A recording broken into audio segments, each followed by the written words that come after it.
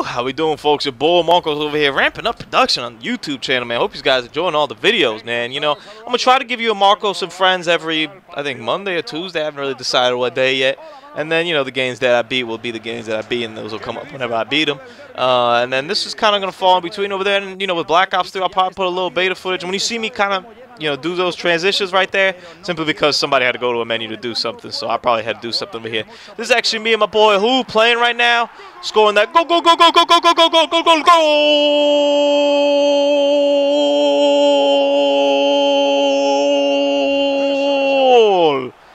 Early, son, early. Obviously, I'm playing with the good guys, the men in the white, Real Madrid, los Reyes de Europa, los grandísimos, el mejor equipo del mundo.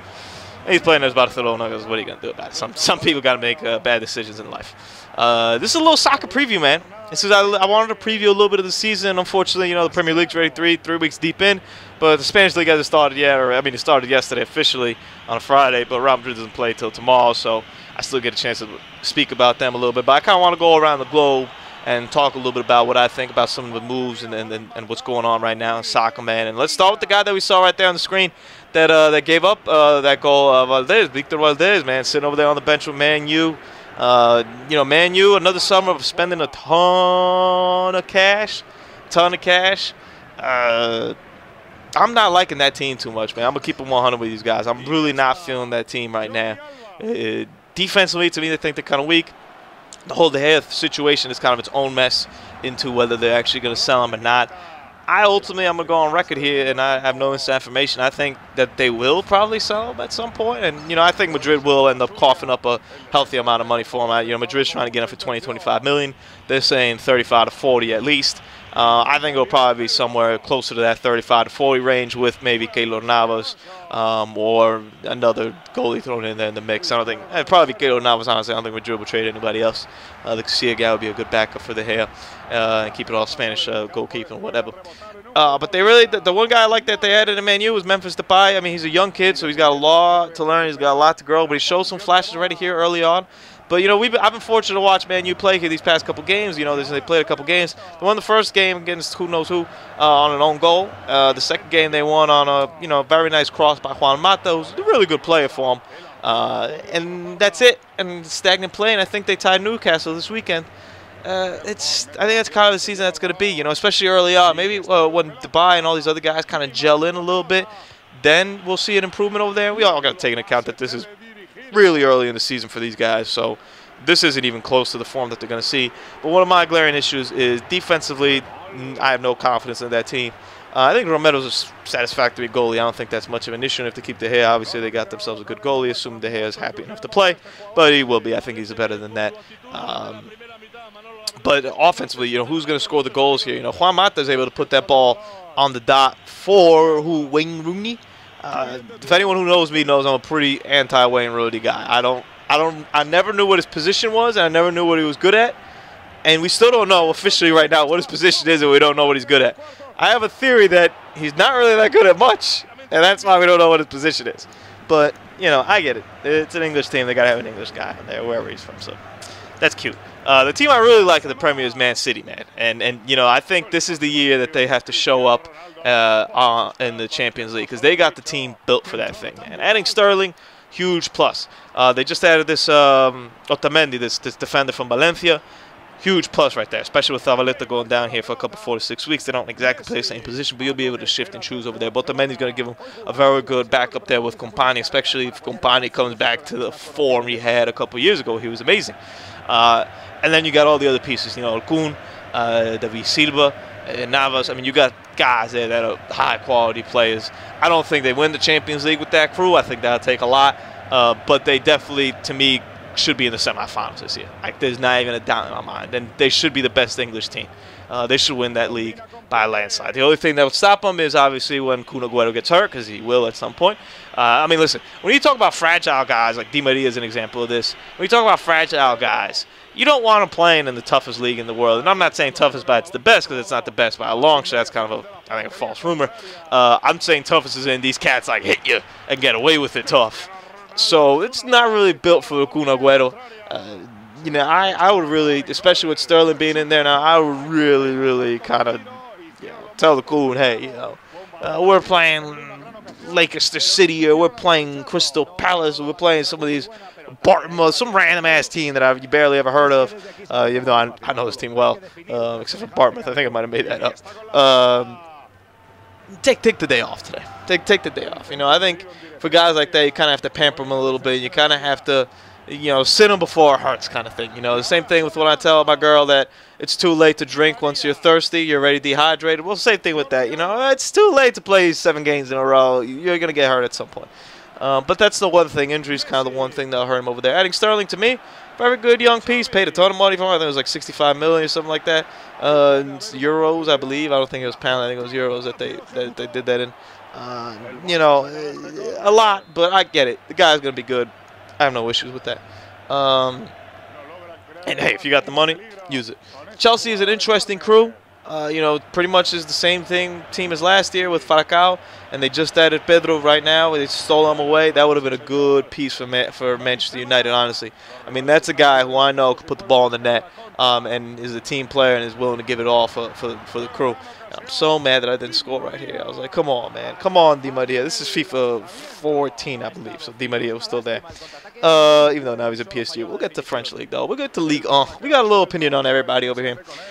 But Chelsea, they got the same crew. I just don't expect the same results from Diego Costa. I don't expect the same results from Cesc Fabregas. I think last year was kind of a whirlwind that it all got together.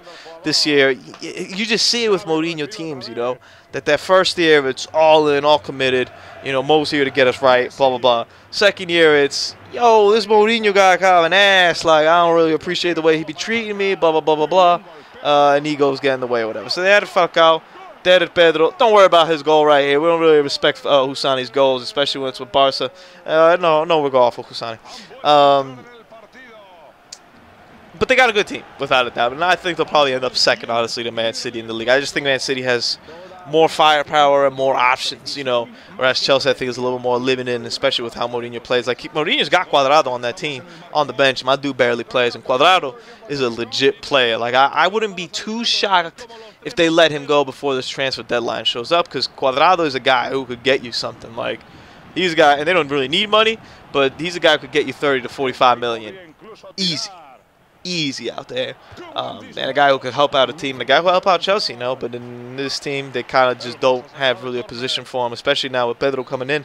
I expect Pedro to start, and I don't think Pedro is good enough to start for a team like Chelsea, but I think he's just close enough to be able to pull it off. Like, I think he's right there where he could do it. And you got to remember that this guy scored tons of goals with Barca, and he eventually got phased out with Neymar and Luis Suarez, and the whole, kind of, there's a big shift in culture and Barca, and we'll get to that when we talk about Spanish League, changing from that. So that's kind of how I see those top players over there playing now. And Arsenal will be up there, but Arsenal, we're pretty much looking at the same crew as last year, and towards the end of last year, they really came out and really gelled and whatnot, but I ain't buying into that stock. And I'm probably missing some other team like Tottenham and Everton. I can't delve that deep into it because I'm not an expert on the Premier League. So I don't want to give an opinion on those teams without fully knowing about that. I'm kind of looking at the big hitters over there. The Bundesliga, listen, man, it ain't too difficult to see that it's Bayern's. Like, I don't even know why we play that thing. Bayern has that league already wrapped. Like, there's no ifs, ands, or buts about it. There's no chance that Bayern loses that league. They probably win it like they did last year by 20 things. Their goal is the Champions League, how they perform over there. There's rumors about maybe Mueller leaving here. Man, you apparently dropped an $80 million offer on the table for him. People aren't happy there. It's what happens with a guy like Guardiola who has his system and has his way of doing things. I think ultimately Guardiola is the biggest weakness to Bayern. And it's not a knock on him. I still think he's really a really good coach. And I think he's great for a lot of teams. And I think he really fit in well with Barcelona with their philosophy of what they were trying to do, because that's his philosophy. But he's really tried to turn Bayern into this, ball control, only put the ball in the net when we actually know we're going to be able to put it in the net kind of thing. Whereas Bayern has the firepower with Müller, Götze, Lewandowski, even guys in the back like Lahm and whatnot, to really just pepper you with shots and score. And Robben and Ribéry, I mean, these guys that just are scorers. And they're being held back a little bit, I think, with this ball control mentality and, suffocating the game and dominating the game. It's in the end of the day, you got to score goals, you know. And when that Bayern team won with Hankins, and I don't think Hankins is a good coach at all. Well, he's all right, but I don't think he's as good of a coach as Guardiola. But Hankins realized, yo, I got some shooters on this team. Like, I could put some serious damage on this team if I let these guys rip these things. And that's what they did. And they won, and they're unstoppable. And I look back to when Madrid won the Champions League, when we beat them, and they played us in Madrid. Bayern dominated that game.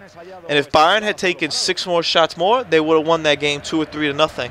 But they just didn't shoot the ball because they were under orders to not shoot the ball. And they just didn't until like they knew they were going to score. And then we ended up with 1-0 on the game, and then we blew them out at home because that was just a little bit debacle out there. A little bit of weakness on Bayern, maybe it might be on the defensive end, but, you know, Neuer neutralizes a lot of that stuff. Even though I'm not, he's to me, Courtois might be the best goalie in the world, honestly. But Neuer, to me, is right up there. It's, you know, it's between those two neck and neck. But he gets a little bit too much praise. Like, let's get one on there. Like, I've seen him make some mistakes. And when you get your goalie up in front there playing with his feet, always liable to make some mistakes. And just a quick note on Man U with Schweinsteiger. That would have been cool 5 years ago, bro. At this point, he provides you some solidity, and he'll do the right things. But you're looking at a guy you're putting in at the second half of the game, or you're taking out if you start him around minute number 60. And goal, goal, goal, goal, goal, goal, goal, goal, goal, goal, goal, goal, goal.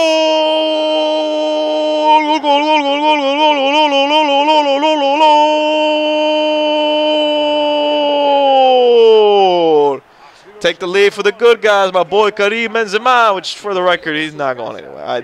Rumors about him going to Arsenal. No, there's no rumors here. This guy's Real Madrid starting forward, like what, starting striker. Like, where's he gonna go? What? Like, sometimes you hear the most random stuff. Like when you hear this whole summer that Sergio Ramos is gonna go to Man U. All right, bro. All right. It's just before we get to the Spanish league, though, La Liga. Swinging by Italy, it still seems like Juventus is top dog. Honestly, I don't think any of those other teams made a good enough improvement. Having said that, you know, Juventus has lost a player in Vidal that ended up going to Bayern. That's gonna be noticeable for him. But as long as they hold on to Pogba over here, and we'll see his growth over there, they should still be up there. They're not gonna make it to like the Champions League final like this last year. That's kind of a wrap. But they'll be the best in Italy another year. Same thing with in French and Ligue 1. I expect Paris Saint-Germain to hold that title as well. You know, Monaco had been doing some things, but with losing Bielsa, and they signed Michel, which is a really good coach, but it's still going to be a transition period over there for him. Lyon might be around there. I'm not too exactly sure how they reinforce their squad, but it's still kind of their team to lose. And this year really is a year where that team should take that next step in the Champions League as well, you know, with the addition of Di Maria. And Cavani and Ibrahimovic just have never really gelled or whatever, but maybe Di Maria thrown in there could kind of pick and choose the poison over there as to what to do. And, you know, you got Thiago Silva and David Luiz, and you got people there, Bieto, you got real players there that should make a difference. And you've got the experience, too, which is another thing, you know. These young guys got the experience now. Matching him up with Cavani, you know, a guy who's played for Uruguay in like the biggest games, and matching him with Ibrahimovic, a guy who's choked his whole career, and Di Maria, a guy who's won it all really, except for like the World Cup. He's a semifinalist, whatever, but or he ended up second, but he was close enough to winning it. That team should really take that next step forward in Europe with Man City. Those two are teams that I'm looking out for. Unless they choke it out like they've kind of been doing it, which would be surprising. And then going to La Liga, man, it's going to be crazy. Barca is still the favorite. The one knock on Barca is that they're really weak right now on the bench. You know, especially with guys like Turan not being able to play till halfway through the year. That's going to be a big reinforcement when come that point. But they better hope that they don't get injured. Because they just don't got the pieces right now. Right now you're looking at a bench with Rafinha, which is all right, Sergio Roberto, and a bunch of random cats on the Masia that really haven't fully proven themselves yet, and there aren't guys that you're going to rely on, per se. Talk about the good guys a little bit, Real Madrid, man. I mean, this stacked, dude. This stacked. I don't like Rafa Benitez. Never have, never will. I understand the need for change. I personally probably would have given Ancelotti another year. But you could sell me on the fact they needed a change to remove complacency or whatever. Okay, fair enough. And Real Madrid's a monster, you know. They kind of operate on their own different schedule, their own different timetable. You don't have time to rebuild. You don't have, you know, we won a Champions League 1 year, the next year, when anything, you're gone. I get it. It's a monster. It's its own beast. I'm okay with that. I live with that. They added this guy Kovacevic in right now from Inter. Kind of a young Modric almost or whatever. I'm going to be interested to see where he plays. But it's good to have another replacement there. Because last year when Modric went down, it was a wrap. And I'm not saying that they're 1-1, but it's good to have another name out there. You know, it's still going to be that formation battle. You got guys like Bale, Ronaldo, Benz. Those guys are going to play. James is going to play. What happens to Isco? Where do we put Isco? The guys that just come on the bench is going to be cool with that. Rotations. I want to see some rotations this year in Real Madrid. We got the players now. We got the depth right now to rotate. We shouldn't have guys tired out. Ronaldo doesn't have to play every game. When we go and play Eibar, Hussein could get that start. I don't need Ronaldo to play that start. You know, and this is the kind of stuff that Benitez needs to do, and this is the kind of stuff that he won't do. Because let's be real, he's not going to rotate these guys. Injuries will take place, and you know, figure some of that rotation stuff out. But we should be proactive from very early on about minutes and restrictions and whatnot. And another team that I want to talk about real quick, Atletico de Madrid, stacked, real good team. I mean, this is the best team they've had since they won the league. Like this is a team that is scary. Like they got the pieces to do things. They kept their guys, and they added some guys, and they brought some guys back like Felipe Luis. Watch out for them. So it's going to be a good year this year of soccer. I'm very excited. Can't wait to watch the good guys play on Sunday. We out.